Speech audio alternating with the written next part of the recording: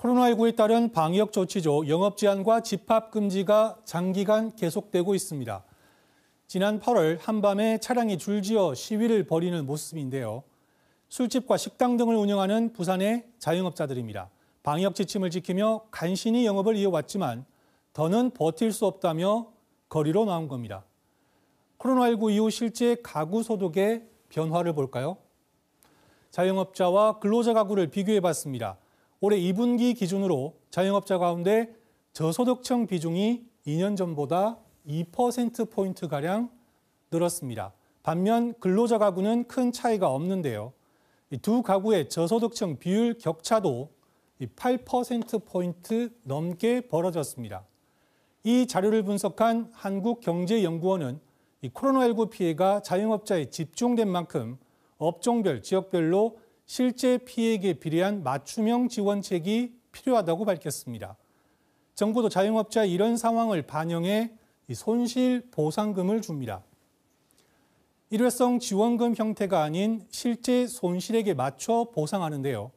지급 대상은 지난 7월 7일부터 9월 30일 사이에 집합금지와 영업시간 제한 조치로 손실을 본 사업장입니다.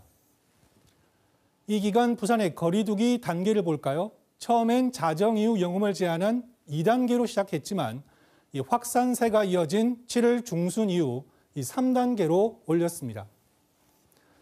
이때부터 유흥시설 등의 영업을 전면 금지했는데요. 8월 들어선 방역 최고 수준인 4단계로 격상했습니다. 저녁 6시 이후 사적 모임을 2명으로 제한해 자영업자들의 매출 타격이 컸죠. 한 달가량 이어진 4단계는 지난달 6일부터 완화됐지만 여전히 영업에 제한을 받았습니다. 이런 방역 조치로 본 영업 피해 얼마나 보상해 줄까요? 손실 보상금의 기준은 2019년과 비교한 올해 같은 달의 하루 평균 매출인데요. 이때 영업이익률 그리고 임차료 등 고정비용도 반영합니다. 여기에 방역 조치를 지킨 날을 곱하면 이 전체 손실 규모가 나오는데요. 다만 손실액 전부가 아닌 이 80%를 보상해주고 가게당 최대 보상 금액은 1억 원입니다. 정부가 미리 계산한 보상 금액에 동의할 경우 다음 주죠. 27일부터 온라인으로 지급 신청을 할 수 있는데요. 이 문을 닫은 곳도 폐업일 직전까지 발생한 피해를 보상해주지만 여행이나 공연업 등은 대상에서 빠져 보완이 필요하다는 목소리도 나옵니다. 지금까지 경제머니였습니다.